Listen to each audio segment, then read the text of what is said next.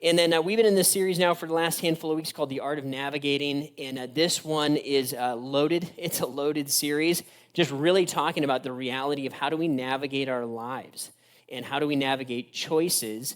And one of the things that we've been saying over the last handful of weeks now is that we don't really get to choose the beginning, right? We don't get to choose the starting point, kind of what family we're born into, where we get kind of our geography or our time frame of when we get put onto the planet. But very quickly, kind of after we get going, we start to make decisions based on kind of the hand we're dealt. And those decisions, we said because of kind of how time works, those decisions kind of add up and they start to form a path for us, a trajectory. And we said this trajectory is pretty real, and we want to start to understand, kind of zoom out and look at that and recognize that we are forming, or we have already kind of formed, a bit of a path to navigate. And the question is, how do we continue to do that? Is it leading to the place that I hope it leads to? Or am I headed somewhere I don't really want to go? And so we've been asking some of those big high-level questions over the last handful of weeks. And one of the things that we looked at is the reality of what the Bible says is that there's really a major inflection point on this path that leads to life, right? We said there's a natural gravity that leads in the opposite direction to death, but we have a God that loves us and is for us, and he's the one that made a decision to offer and give his son who would come to the earth, live a perfect life, die an innocent death, rise from the dead, and then he offers us this decision to say, hey, I want you to believe in me, put your faith in me. I'll take your sin, you take my perfection and my rightness with God, and now what can happen if you make this big key inflection point decision is life is opened up to you. All of these possibilities, the possibility of knowing God and finding joy and finding peace, does not mean it's pain-free. Life here on planet Earth is going to have some pain in it. That's just honest. But there's joy that is available, and peace and purpose and all kinds of other amazing things that God longs for us to have, and literally gave his son for us to be able to enjoy and experience. We said as we say yes to Jesus, right, this big decision that's on the table, we said we're going to run into some things kind of along the path as we're navigating this way of life. And so over the last several weeks, we've been talking about things like forks in the road. What do I do when I come to kind of a set of decisions? How do I navigate that fork in the road? Last week, we talked a little bit about drift and the reality that even if I've made a decision to pursue life, there's still a gravity away from life towards death because of the nature of kind of evil and our experience here on the planet. What do we do when we experience drift, right? How do we navigate that and manage it a little bit? And then this week, a lot of you have been asking me about this one. This one, we're going to dive into a big conversation that's really going to play out over the next 2 weeks, this weekend and the next weekend, that's about something I've been calling loops, right? Loops. And the idea of a loop is this, that there are certain behaviors or cycles of behavior that I experience, and they kind of get me stuck in this repetitive loop over and over again. And sometimes that loop happens over years, sometimes it happens over months, or sometimes less amount of time. And these are situations and kind of issues that we, when we're super honest, we stare at them and we're like, I don't know how to get out of this thing, right? How do I break out of this loop? So we're going to have a nice light conversation about all of our deepest issues this morning, right? It's kind of going to feel like that. But right, there is a reality that we're going to tread into some difficult space. And I just want to kind of say that. I recognize that some of what we're going to talk about is going to hit some pain points here. It hits it for me too, right? Because here's the thing. What we believe here at Grace is that when Jesus came to the planet, and when God gave us his word, and he gave us the church, that wasn't just so we had something to do on Sunday morning. It wasn't just to fill a social calendar and to make us feel religious and neat. He actually intended for his truth and his power to show up in the deepest parts of our lives and to bring change and freedom to the deepest parts of our hearts and our minds, our behaviors and our habits. That if it doesn't go all the way down there, I'm not sure if it's even legit, right? So that's what we believe, is that Jesus came, and he came to bring life and have it to the full, and that means having it all the way down into some of the stuff that we get trapped in and snagged in, loops that show up along the way. So what we're going to do is start to open this conversation up. We're going to lay down some really important groundwork and put this in kind of a ballpark today. And then we're going to talk a little bit more next week about kind of the how, right? Deeper into the how beyond what we can get to this morning. Let me introduce you to a guy that Jesus interacted with that was caught in some loops. A powerful story of how he interacts with this man. I love watching Jesus interact with people. We can learn so much from it. Here's a guy in John chapter 5. If you have your Bibles with you, you can turn there if you want to read along. If you just want to look on the screen, that's fine too. Here's what John tells us about this story. He says, now there is in Jerusalem near the sheep gate a pool, which in Aramaic is called Bethesda, and which is surrounded by 5 covered colonnades. Here a great number of disabled people used to lie. The blind, the lame, the paralyzed. One who was there had been an invalid for 38 years. 38 years. Right? Some of us were like, I've only been alive half that long. You can't even imagine 38 years. 38, almost 4 decades of hanging out there in this place, right? Here's what he says. He says, when Jesus saw him lying there and learned that he had been in this condition for a long time, he asked him, do you want to get well? Right? So just imagine this situation. There's people who are in great need that are hanging out in this spot. And they're there for a purpose. They're hoping to find some healing and some help. And if I was watching Jesus approach this guy, I can imagine him asking all kinds of questions, right? And maybe he would look at the guy and say, hey, do you need some help? Has this been hard for you? What I would not have expected him to do is to look at this man who's been lying there for 38 years and say, do you want to get well?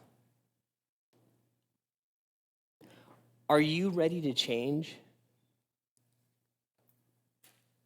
Are you ready for this loop to be broken of continuing to be in the same place over and over and over again in your life?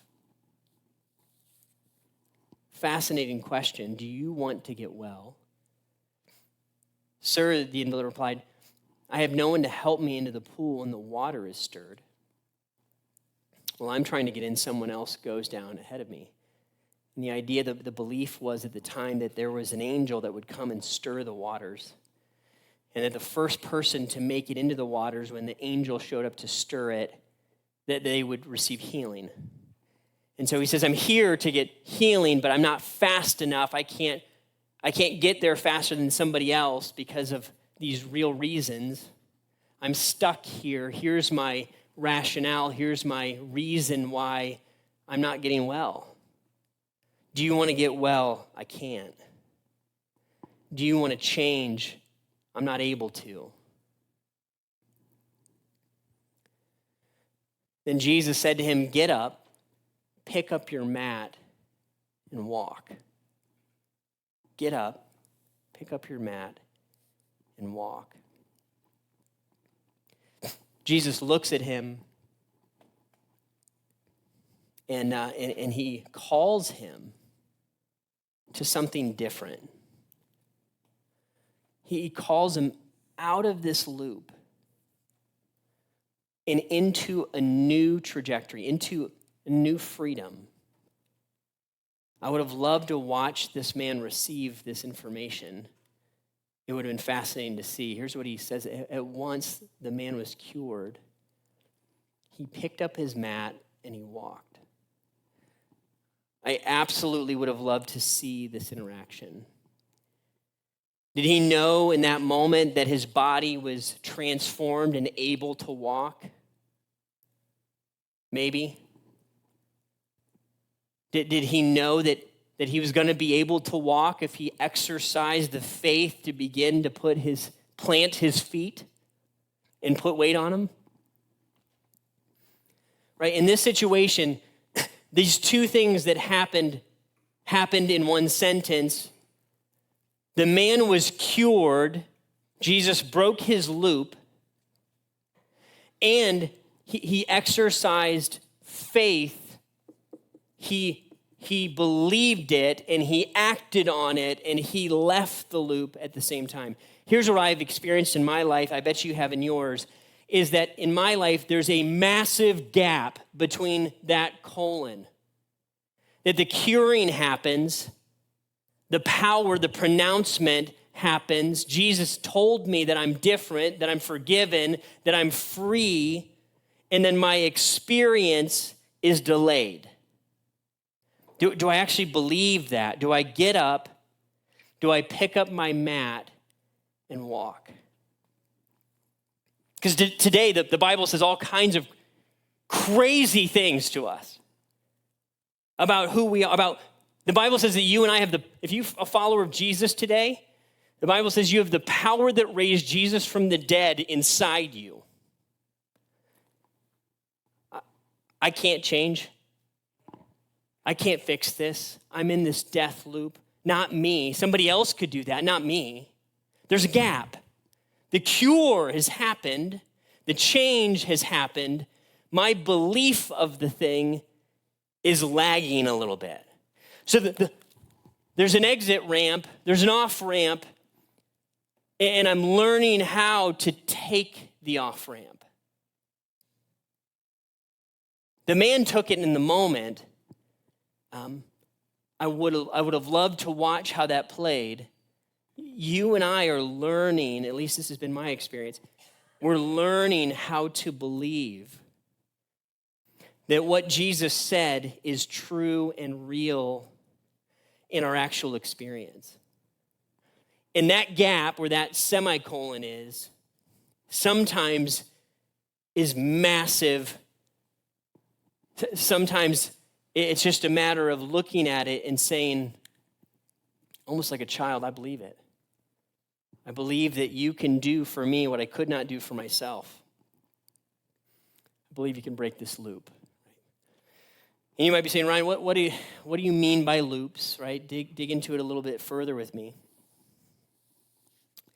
Here's some examples that I thought of. I bet there's some more. Loops might look like a variety of different things. Loops might look like addictions of various forms where I'm trying to manage life, and when life becomes very stressful, what it will do is we'll turn to something that helps us to manage it or deal with the pain or manage the pain as opposed to facing that in a different way. Sometimes loops look like a relational breakdown. That we fall in love with somebody and we become infatuated with them and then we discover that they're human and then we break up with them and we have relational shrapnel over and over and over again. And we believe that this is going to be the one person that really saves and changes me or completes me, and we're let down over, and that turns into a line of broken relationships over and again. Maybe that's been our job history. Maybe there's been trauma or abuse that's shown up. And that abuse has come into our lives and become familiar. Right? These loops, we might engage a loop that limits us in serious ways because it's what's become normal to us. Often these are deeply held beliefs that show up in massive ways from a young age. Some of these are generational loops. It's what our parents did. It's what our friends did. It's what made sense. It's what felt familiar and comfortable. Everybody thought this way. Nobody did it different than this. And here's what I found in my life. And a bunch of you guys, if you know my story at all, I grew up in church, and I grew up in loops, right? And tried to manage my way through them myself, and found some that I just couldn't change on my own. And here's what I've discovered to be true in my life. Loops are based on lies. Loops are based on lies. They're based on things that I believe that are not true. They're misunderstandings about God, and they're misunderstandings about me, and misunderstandings about people. Loops and the beliefs that I have that aren't real create this situation. And say, Ryan, what kind of lies are we talking about? I wrote a bunch down in my notes, and you can jot them down in yours. We'll put them on the whiteboard here. Here's a few that came to mind. Here's a few we already mentioned. One belief sounds like this. Just very simply, I can't change. I can't change. There's stuff in my life that I just can't change it. It isn't possible for me. And when we say it, we don't even just mean I can't change me. We mean it's not possible for me to change. Can God create the universe? Yeah. Can God raise Jesus from the dead? Yes. Can God change something in my life? No way. Right? And we'll laugh at it, and it kind of could God change something in somebody else's life? Absolutely. Would God do that for me? I don't think so. Really? Me too. I do the same. Why? Where's that coming from? Where did that come from? Why do I believe that? Well, because I lived in it, and because my parents told me that, or my coach said that you're never going to change. You're just this. And I bought it, and I believed it, and I'm in this death spiral thing that keeps me right here. I can't change. Here's another one. A version of a web of lies that basically comes down to blame. Here's what happened to me, and it's this horrible thing. And this thing that has happened to me is the reason why I can't be anything other than this. I'm a victim. Listen, man, I believe if we had time and we could talk about our stories, that I would bump into some unbelievable evil that has happened to the vast majority, if not all of you. That you have squared off and seen injustice come to you. And you grew up in the midst of shrapnel, or someone hurt you that you really trusted. They betrayed you. And you can point back and look at wounds back in your story. Almost for sure. And guys, listen, those wounds, those were not your fault. You did nothing to have those. Here is the very hard reality that we have to talk about. While you had nothing to do with those wounds coming into your life, as we become adults, as we take responsibility, what we are faced with is a decision, one of these, to say, now what are you going to do with this? Wasn't your fault, but now you have to pick, how are you going to respond? Jesus might look at us and say, do you want to get well? Do you want this to change? Do you want it to move? Are you comfortable in this dysfunction? It's just how it is now. It's how I am. And the reality is we could see power for others, but we can't see it for ourselves. And we'll stay stuck there and stay small. Here's another one. I won't be hurt again. I won't be hurt again. Trusted somebody, they failed me. Now, I'm not going to give my heart away again. I'm not going to forgive. I'm going to allow bitterness to take hold of my heart and my person, and I'm going to be stuck here because I've made a decision to not be hurt again. And guys, here's the hardest part. I can't do this and live a life where there's love and where there's freedom. I have to figure out how do I make it through hurt, not try to avoid it. I won't be hurt again. Here's another one. If I had more, I'd be happy. If I had more, I'd be happy. Give me some more. If I had another thing, if I had the next milestone, if I graduated, if I found the girlfriend or boyfriend, if I got a new couch, if I paid off that credit card, if I just had the next milestone to happen, then, and when the next one comes, there's a new one that appears, and I'm in this vortex of chasing, thinking that more is going to do what I hope only God could do in my heart. It's a lie. I get wrapped in it. Here's another one. I don't matter. I don't matter. God of the universe created you in his image. Jesus laid down his life for you. But at the end of the day, there's a belief that's connected here that I don't actually matter to God. He cares about other people. Doesn't really care about me. Can do for others, can't do for me.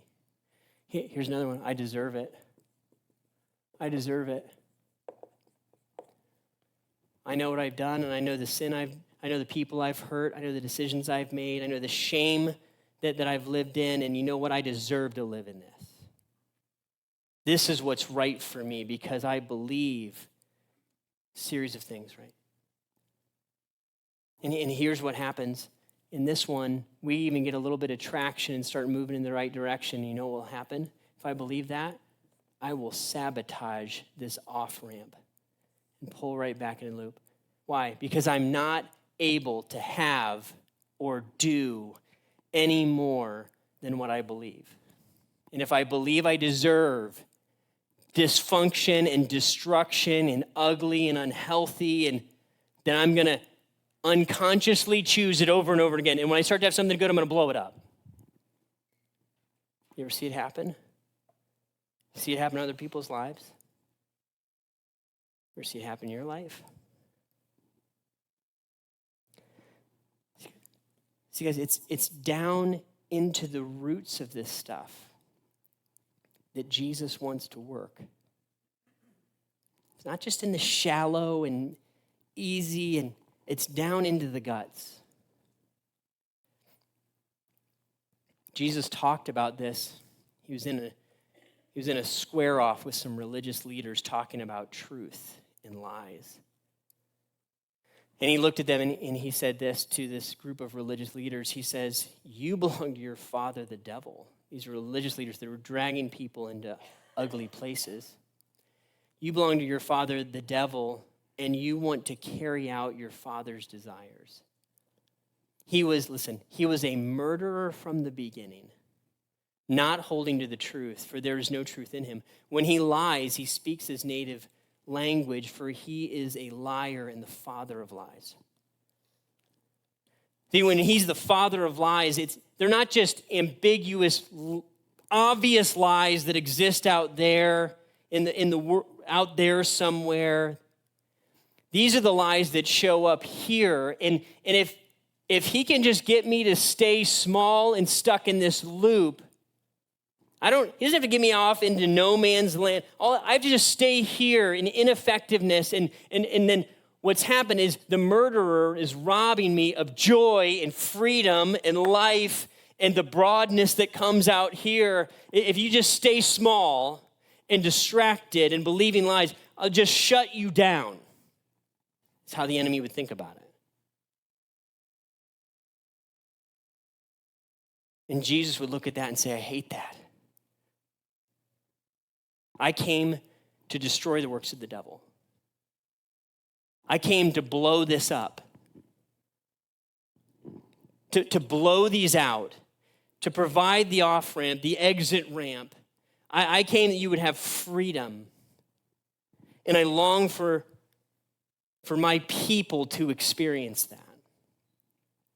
Right? And we could go on and on here on how these loops suck us in and they murder, they kill the joy and the passion and the possibilities and the potential, and they steal relational impact, and they steal generational impact. And it will only take a few minutes of great honesty to see that playing out if you thought about the people, maybe even in your life, or maybe even in your own life. I see it. And guys, here's the thing, this has been true in my experience. When I came to know Jesus, I watched Jesus break these loops in my life quickly and radically. Blow stuff up, man. It felt like, when I said yes to Jesus, I felt like he was just like, just setting off bombs of all this bondage just got just blown away. And I'm like, wow, this is amazing. I'm making progress and things are happening. I'm experiencing change, and right? And then what happens is I bump into another loop. And there's a deeper lie that I live off of that I didn't even know I had. Right? And here we are gonna bump into these until we see Jesus face to face. That there's lies that we're tempted to lock into, and we have to square off with them and call them what they are, and let Jesus provide the exit ramp out. This is what Jesus said he wanted to do. To the Jews who had believed him, Jesus said, if you hold to my teaching, you're really my disciples. Then you will know the truth, and the truth will set you free. Jesus is opposing these lies that entrap us, and he's longing to bring freedom into them. Here's our role in it. It's Jesus' job to blow the thing open.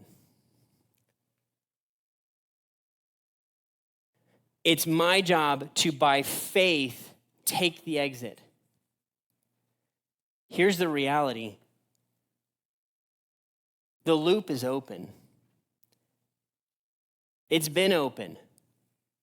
If you're a follower of Jesus today, it's open. And if I continue to walk in the same set of lies and believe the same things and that do the same behaviors, I'm like the man who might be sitting there not looking to get well.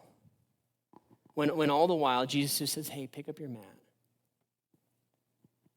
Take the exit. I've made a way for you. I am the way, the truth, and the life. No, this is how you find freedom.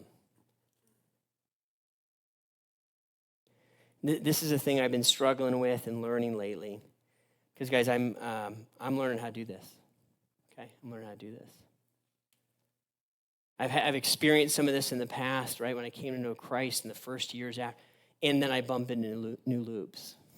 And I want you to know my natural way is to try to, I think about the loops.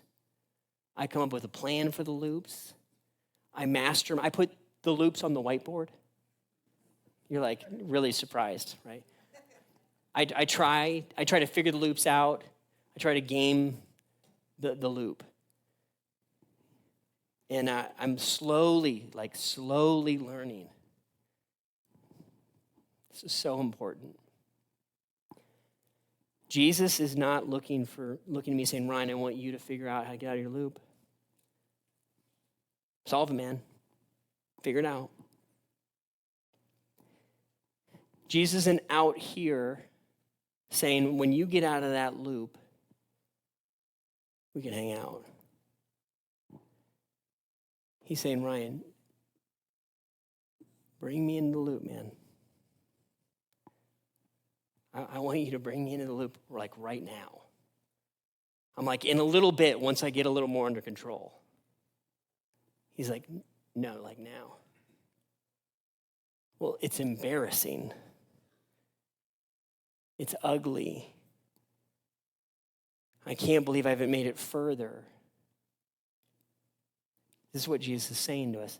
He's saying, I see it all. And I want to be in the thing you are stuck in with you. I put skin on and I came here. I want to be in it with you. In your embarrassment, in your shame, in your feeling of incompetence, in your unwillingness to even look at it, I want you to bring me into the loop. I'm the one that blows it up. I'm the one that walks you out of it. You don't have to get cleaned up and then come out here and then we bring me in.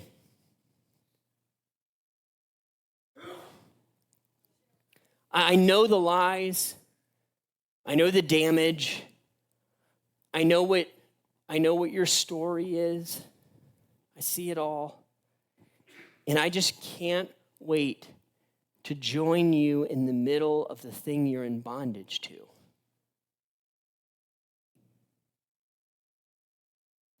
Came that you would have freedom. Came that you would have life. I'm not looking from above down at you, judging you, disgusted with you, mocking you. I'm just waiting for you to realize I want to be in it with you.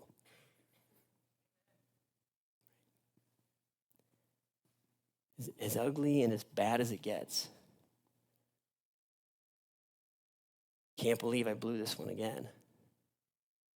Can't believe we made these decisions. I can't believe our marriage isn't further along.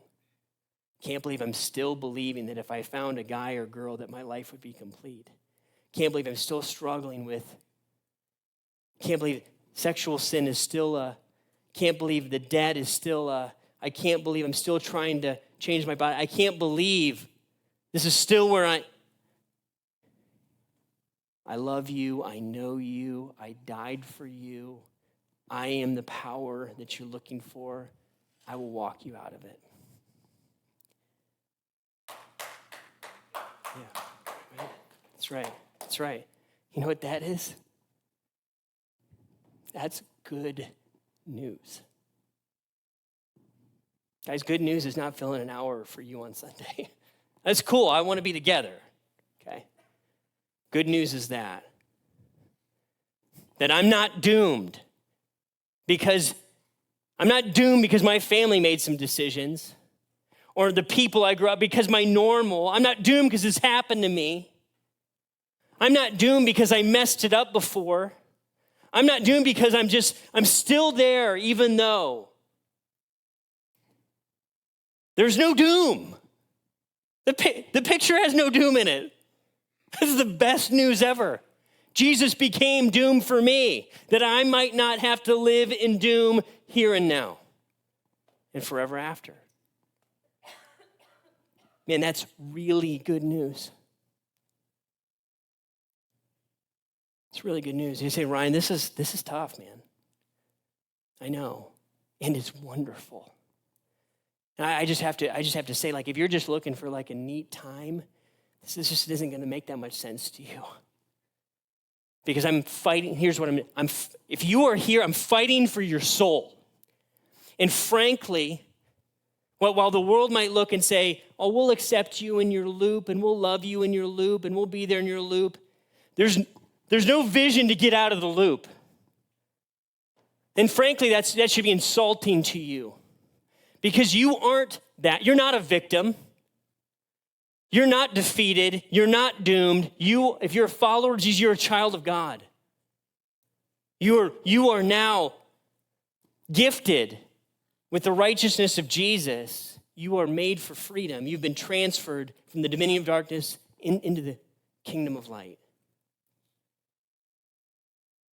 Here's the question we're left with is this. Do you believe that? Do you want to be well?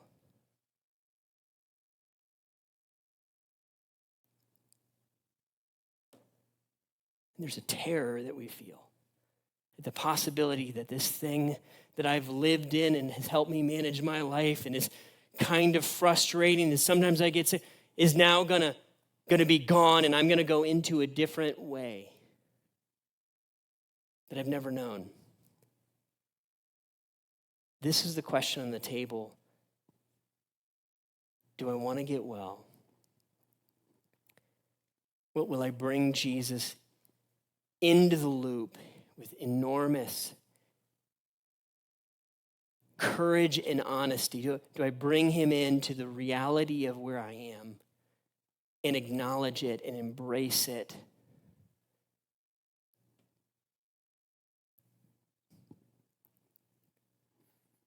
That is faith.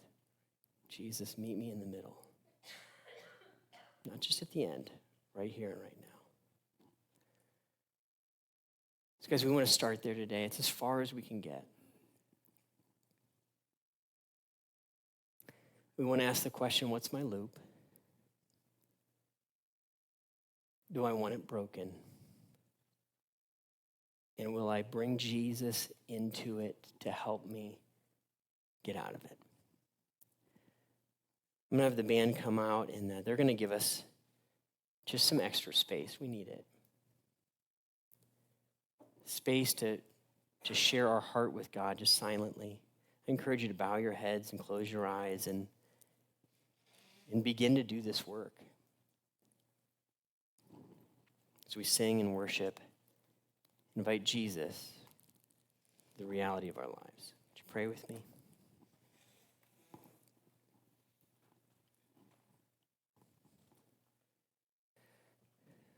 Lord, I just stand in awe of the goodness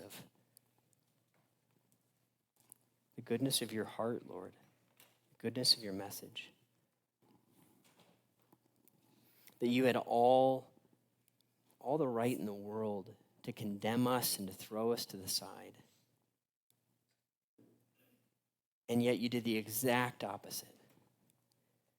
Rather than be repelled by us, Lord, you moved towards us. And you want to do that today. In the midst of our failure, in the midst of our discouragement, in the midst of shame, you're like, let me in there. I'll move you through it. God, I pray that you would give me courage and all of us courage here to let you into the deepest parts of our hearts today. Not just the shallow, but bring change and power and peace to the parts that make real impact. Lord, you see us, you know us. Our pain, our words, our actions, our thoughts, our years. Meet us here, Lord.